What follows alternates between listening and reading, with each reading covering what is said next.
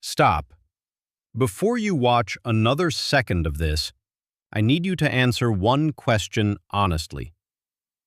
Think about the last time someone made you feel small. Not by shouting, not by insulting you directly, but by existing in a certain way. A tone that felt slightly dismissive. A pause before responding to you that felt deliberate. A smirk you couldn't quite explain.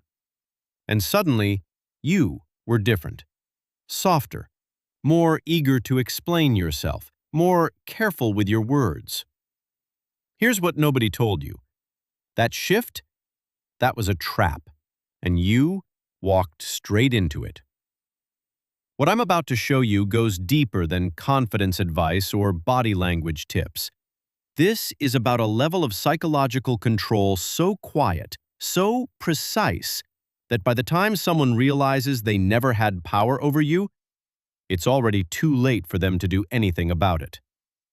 Stay with me through all 7 of these, because the last one is where everything changes. There is a game being played in nearly every interaction you have. Most people never see it. They are too busy playing inside it. The game is not about who is smarter, who has more money, or who speaks louder. It is about something far more invisible and far more powerful. It is about who controls the psychological frame. The frame is the invisible structure underneath a conversation. It determines who is seeking approval from whom. It determines whose standards are being used to measure worth. It determines who is responding and who is setting the agenda. And the brutal truth is this: most people surrender the frame within the first 30 seconds of an interaction, without knowing it happened. They adjust their posture. They over-explain simple things. They rush to fill silences.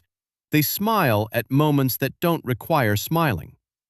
Every one of these micro-behaviors sends a single message. I need you to think well of me. And whoever picks up that message holds the power from that point forward. What you are about to learn is not how to be cold, calculated, or manipulative. It is how to stop being the one who involuntarily hands control away. It is how to become someone who walks into any room, any conversation, any challenge, and does not move from their own center. 7 principles, applied precisely. Let's begin. Principle 1. The architecture of ego. Before you can protect yourself from ego-driven behavior, you need to understand what ego actually is underneath the performance. Most people think the person acting superior has something you don't. More certainty, more confidence, more status. So they instinctively adjust themselves in response, soften their tone, become more agreeable, start looking for ways to earn approval they should never have needed to earn. Here's the reframe that changes everything. Ego is not strength. Ego is instability that learned how to wear confidence as a costume. Look closely at the behavior pattern. The person who feels the need to position themselves above you in every interaction is not doing that from a place of fullness. They are doing it from a place of deep dependency. Dependency on comparison. Dependency on contrast. Dependency on always having someone positioned beneath them, because without that contrast, they have no internal anchor for their own value. Think about what that means. Their entire sense of self-worth requires your participation. The moment you walk in and quietly refuse to play your assigned role, their entire structure begins to shake. This is what Machiavelli was pointing toward when he observed that men are driven far more by appearances than by reality. The ego-driven individual has mastered the appearance of dominance while hiding an almost desperate need for validation underneath every confident gesture. When you start seeing it this way, the whole dynamic inverts. Every condescending remark reveals insecurity. Every attempt to diminish you exposes a need to feel elevated. Every interruption, every dismissive glance, every carefully placed jab. These are not signs of power. They are distress signals. But, and this matters enormously, they only become visible to the person who understands what they're actually looking at. Most people take ego at face value. They see the performance and assume there must be substance behind it. So they shrink.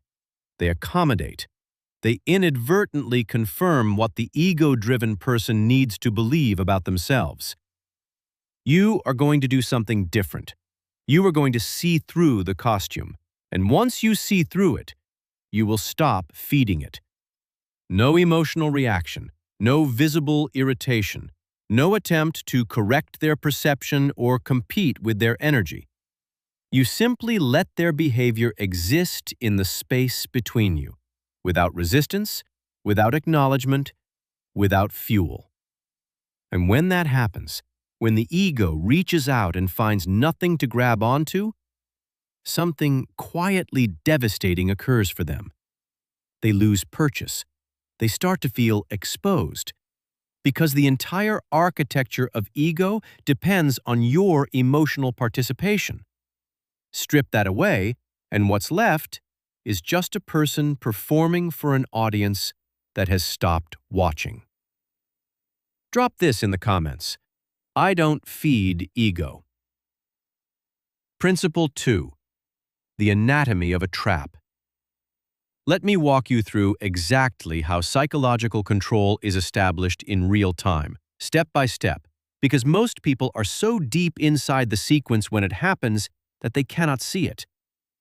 It begins with a trigger, not a loud one, usually something small, a comment that questions your competence without saying it directly, a tone that implies you need to justify yourself, a question designed not to seek information, but to put you in the position of defending yourself. And the moment you feel the urge to respond, to explain, to correct, to prove, the dynamic has already shifted. Here is the sequence: trigger to urge to respond, to explanation, to justification, to approval seeking. Every step down that chain takes you further from a position of strength and deeper into a position of subordination. And the devastating irony is that the smarter your response is, the more you lower your own position. Because the act of responding itself signals that their opinion of you has weight, that their judgment matters to your sense of self, that they have been granted the power to make you question your own value. You are now, in the deepest psychological sense, seeking to be understood by someone who never intended to understand you. This is why emotional provocation is considered one of the oldest and most effective forms of social control. It does not require force. It does not require status. It only requires that you believe your response will restore your position, when, in reality, every response quietly deepens their control over the interaction. Most people believe that staying silent looks like weakness, that not defending yourself means the other person wins. So they rush to fill the space. They explain every misunderstanding. They justify every decision. They try to correct every false impression. But the people who already decided your position will not change it because of your words. What they will do is note exactly which levers move you, and file that information away for next time. Now picture someone different. Someone who hears the same comment, registers the same provocation, feels the same internal pressure, and chooses stillness. No correction, no defense, no visible change in their expression, just presence. That kind of non-response does something powerful. It introduces uncertainty. The other person has no feedback signal. Their strategy has no direction. And when someone's strategy loses direction, they lose control. You stop trying to be understood. You stop trying to win arguments that were never designed to be fair. You start recognizing that not every comment deserves your energy, and that restraint is not the absence of power, but its highest expression. Because silence carries weight, real, measurable weight. It communicates stability. It communicates self-containment. It communicates that you are not a surface that others can simply press to get a reaction. And once people feel that about you, everything changes. They become more careful, more measured. They begin to hesitate before approaching you in certain ways, not because you intimidated them, but because they realize instinctively that their usual moves will not work. Drop this in the comments. I don't react. Principle 3. The performer and the strategist. There are two fundamentally different types of people in any room, and the gap between them is almost invisible until you know what to look for. The first type fills space. They speak quickly. They jump into conversations before they have finished processing what was said. They add opinions that weren't requested. They laugh louder than necessary. They interrupt, not out of rudeness, but out of a deep and constant need to stay visible, to stay relevant, to confirm through the reactions of others that they exist and matter. This is the performer. The performer is not necessarily unconfident. They might even be charismatic. But their orientation is fundamentally outward. Every word they release is an attempt to secure a position in real time, to be seen, heard, and acknowledged. And here is the hidden cost of that constant output. The more they express, the more they expose. Their thoughts, their emotional state, their priorities, their insecurities, all of it laid out in plain sight through the sheer volume of what they put into the space. And once everything about a person is visible, it becomes remarkably easy to anticipate them, to read them, to influence them. The second type operates entirely differently. They don't rush to speak. They listen longer than most people are comfortable with. They let silences breathe without filling them. They don't interrupt, don't compete for the floor, and don't appear to need validation from the room. To people who don't understand what they're witnessing, this person can seem quiet or even unengaged. But they are not unengaged. They are studying. While the performer is trying to shape how the room perceives them, the strategist is mapping the room, reading patterns, identifying emotional frequencies, detecting what people are protecting and what they are afraid of. Every moment of apparent passivity is actually active information gathering. Machiavelli implied this kind of strategic restraint when he described the behavior of truly effective leaders, those who speak precisely and observe constantly. The observation is not passive. It is a method, and the insight it produces is not available to people who are too busy talking to notice anything beyond their own voice. This is why the strategist's words carry disproportionate weight. When someone speaks rarely, every word they do produce earns attention. People lean in. They process more carefully. They assign more meaning. Not because the words are inherently better, but because scarcity creates value. The performer, by contrast, suffers the opposite effect. When someone talks constantly, their words become background noise, predictable, expected, and once someone is predictable, they become easy to manage. Their reactions can be triggered on demand, their behavior shaped by the right stimulus at the right moment. This is the core of what separates control from reaction. The strategist creates a gap between what happens and how they respond. In that gap lives choice. In that gap lives leverage. Over time, something remarkable begins to happen. The strategist stops chasing attention, and attention moves toward them. They stop competing for dominance, and dominance accumulates around them. Not because they forced it, but because they stopped leaking it away. Every unnecessary word is a loss of information advantage.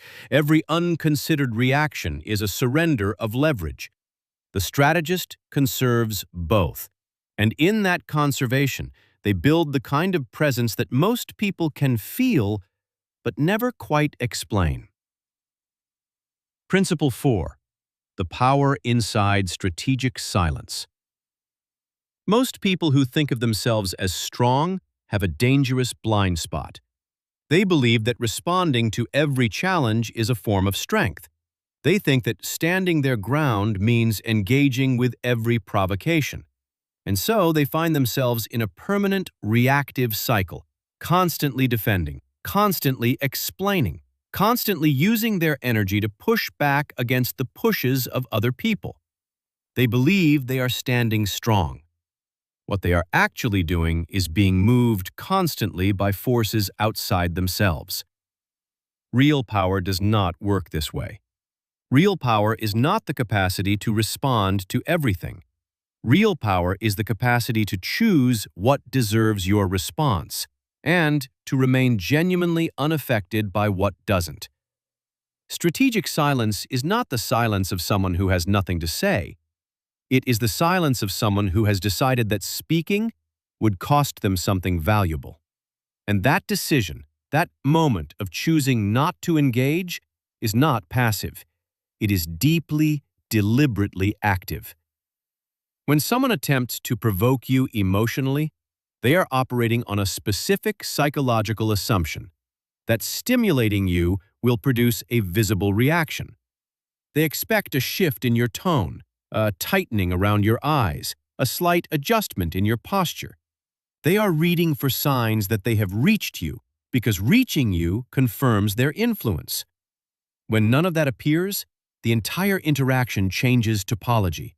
There is no friction, no escalation, no confirmation, just stillness. And into that stillness, something unexpected flows. Pressure moves back toward the person who created it, because now they are the only one moving. They are the only one exposing themselves. Every additional attempt to provoke you makes their intention more obvious and their position weaker.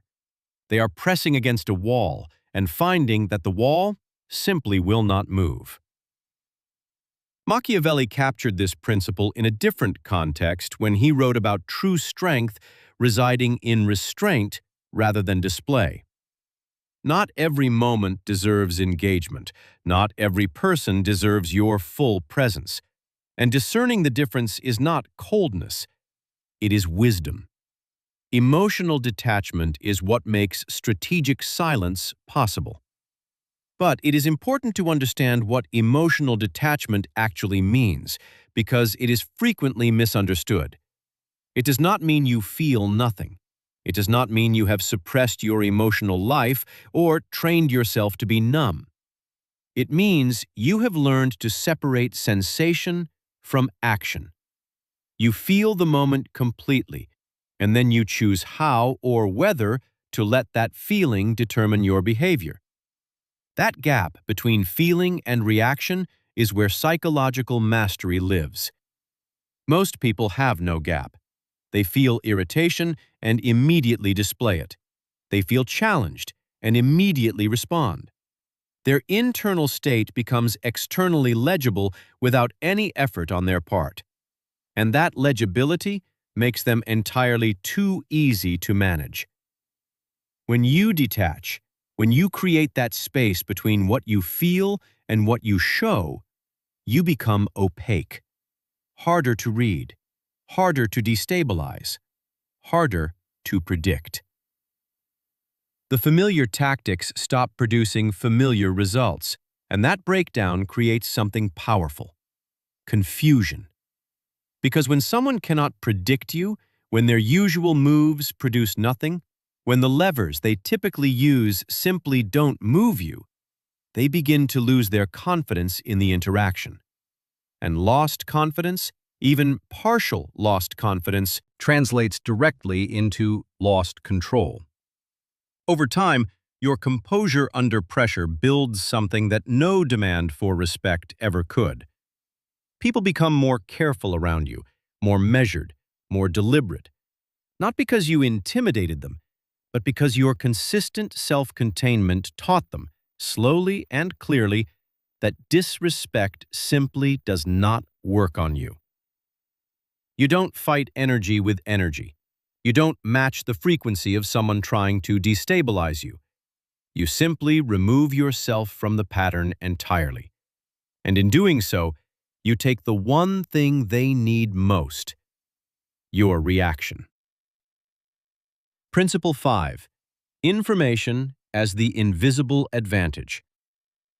While most people in a high-stakes interaction are focused on how they appear, there is a quieter game happening at the same time, and it is far more valuable than anything visible. Patterns are forming. Signals are surfacing. Weaknesses are showing themselves, but only to the person who has stepped out of the performance long enough to actually watch. Here is something most people overlook entirely. When someone believes they are above you, they become careless. They lower their guard. They stop monitoring their own behavior as closely as they would around someone they considered an equal or a threat. And in that relaxed state, they begin to leak information they would otherwise protect. Their confidence fluctuates based on who is in the room and how those people are responding to them, which tells you exactly how dependent they are on external validation. Their tone shifts when they sense they are being ignored, which reveals how sensitive they are to irrelevance. Their behavior changes when their narrative about themselves is quietly challenged, which tells you exactly which stories they depend on most. None of this is random. It is a map. Every small reaction, every repeated pattern, every moment of overcompensation reveals something precise about how that person operates. And once you understand how someone operates, you understand something far more powerful.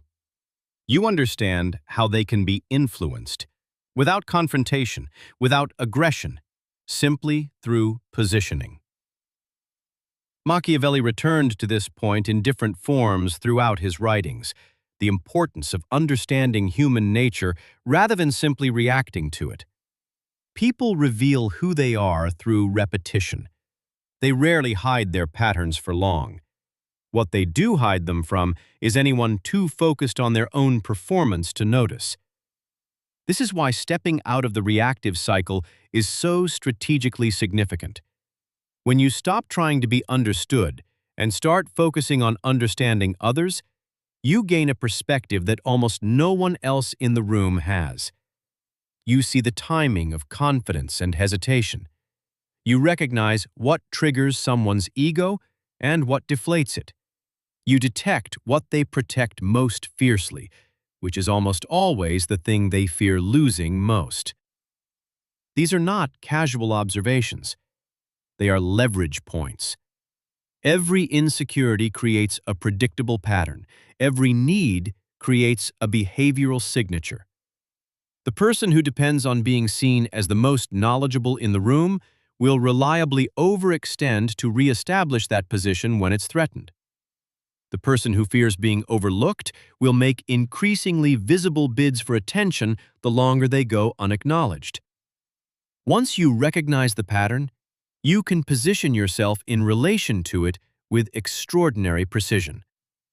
You do not interrupt. You do not challenge. You let them continue. And the more they continue, the more complete your understanding becomes. This is where patience becomes a tactical advantage. Because leverage is not built in a single interaction. It is built through sustained observation across multiple interactions. Every conversation adds data. Every dynamic adds clarity. And while the other person believes they are in control of what is happening between you, they are actually, moment by moment, giving you everything you need. You no longer guess at how to respond. You operate from insight. And the difference between guessing and operating from insight is the difference between reacting and controlling.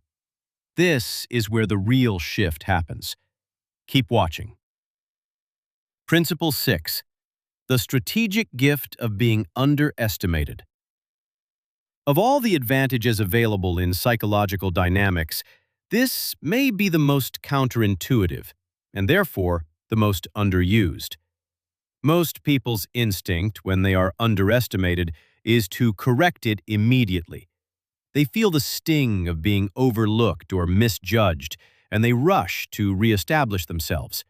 They speak more, they display more, they prove their capability, their knowledge, their worth, in real time, as quickly as possible, to anyone who will pay attention. In doing so, they destroy one of the most strategically powerful positions they could ever occupy. Here is what actually happens when someone underestimates you. They relax. They stop analyzing you. They stop preparing for you as a factor in their decisions. They begin behaving naturally, which means they stop performing the managed, edited version of themselves and start revealing the unfiltered truth of how they think, what they want, and what they fear.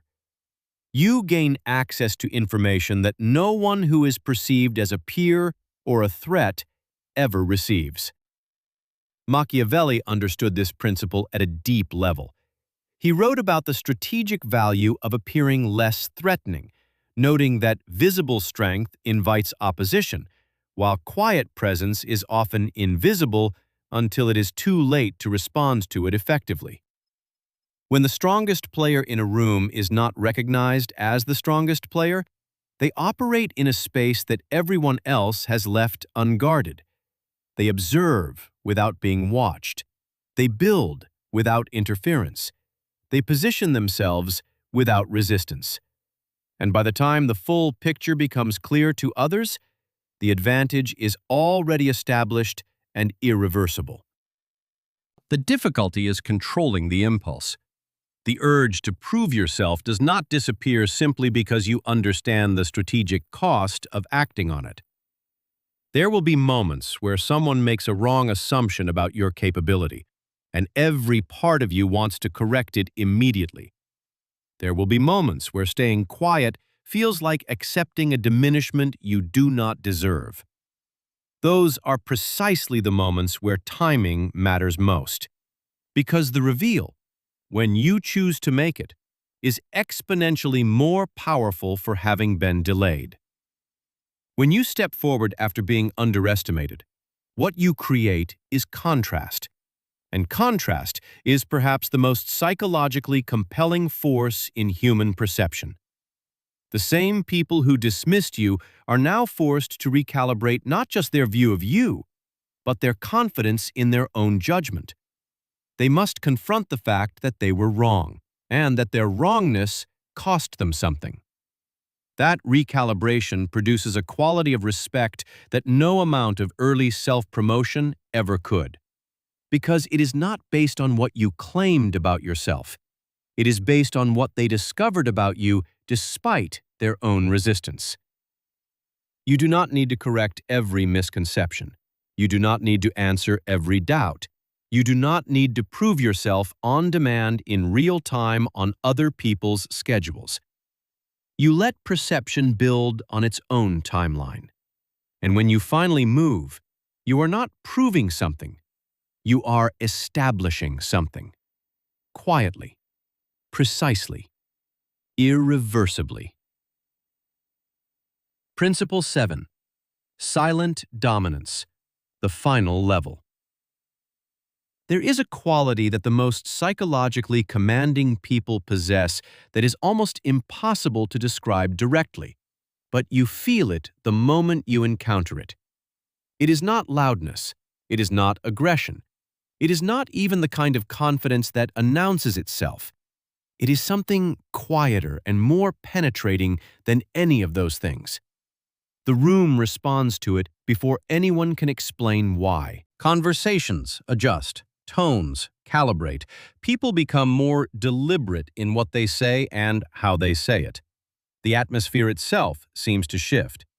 And all of this happens without the person at the center of it demanding anything, competing for anything, or even seeming to notice the effect they are producing. This is silent dominance. And it is built not from status, not from reputation, not from anything external, but from a single internal quality: complete self-containment. When you are not easily moved, people feel it. When your emotional state does not visibly fluctuate in response to external pressure, people register something in you that most of them have never experienced in another person. It is unfamiliar to them, and human beings are conditioned to pay careful attention to the unfamiliar. Over time, this internal consistency builds what can only be called psychological weight. Not the weight of intimidation, but the weight of a person who is genuinely, completely settled inside themselves, who does not need the room to validate them, who does not need the interaction to go a certain way for their sense of self to remain intact. Machiavelli, in a different context, noted that it is better to be respected than to be liked, and silent dominance operates on exactly that principle. It does not seek comfort. It does not require warmth. It creates an underlying recognition in others that this is someone they should not test carelessly. But this only works when it is total. Partial self-control is not self-control. If you say very little, but your face leaks every reaction, the effect collapses. If you stay quiet, but make subtle bids for approval through your behavior, the consistency disappears. Silent dominance requires alignment across all channels: your expression, your posture, your movement, your silences, especially your silences. There is a difference that people can feel, not always consciously, but reliably, between the silence of someone who is unsure what to say and the silence of someone who is simply choosing not to say anything yet. The first silence is anxious and slightly destabilizing. The second silence is composed and slightly imposing. Both are quiet, but they land entirely differently on the people around them. Most people try to build dominance through force. They raise their voice when challenged. They interrupt to reassert themselves. They try to impose their presence on the interaction through volume and assertion. But this approach creates resistance. Every bid for forced dominance invites a counterbid, and the whole thing descends into a contest of escalating energy that depletes everyone involved. Silent dominance avoids all of that. It does not compete. It positions. It does not force attention. It earns it, holds it, and keeps it without effort. And once attention is there, once the room has quietly reorganized itself around your presence, you hold it indefinitely, simply by remaining what you have become. What you have become is someone who cannot be reached through provocation, someone who does not shift when pressure is applied, someone who has so thoroughly internalized their own frame that external attempts to override it simply find no purchase. People who once positioned themselves above you will stop, not because you challenged them, not because you argued, but because they discovered, through repeated, fruitless attempts, that you are simply not available to be controlled. And there is no reliable strategy for influencing someone who has become entirely self-governing. That is the final level. You do not fight ego with ego. You do not perform your way to dominance. You build it, slowly and silently, through the quality of your self-possession, until your presence alone is enough to reset every room you walk into. 7 principles, each one a layer deeper than the last. What you have seen in this video is not a collection of tactics. It is an architecture, a way of orienting yourself to power, to interaction, to the invisible games that run beneath the surface of every relationship and every social space. The shift is this. You stop playing inside someone else's frame. You stop handing your reactions away. You stop proving yourself to people who were never qualified to evaluate you. You become the kind of person who does not need to announce their position, because their position is already felt. The kind of person who does not need to demand respect, because their consistent self-containment has made disrespect structurally ineffective. None of this works as information alone. Information without application is just content that passes through you. It works when you test it the next time someone reaches for a provocation. It works when you feel the impulse to over-explain and you hold it. It works when you walk into a room and you stay in your own center, quietly, even when everything around you is designed to pull you out of it. Start there. That is where everything changes. If this shifted something for you, even slightly, share it with someone who needs to hear it. And subscribe if you want to go deeper.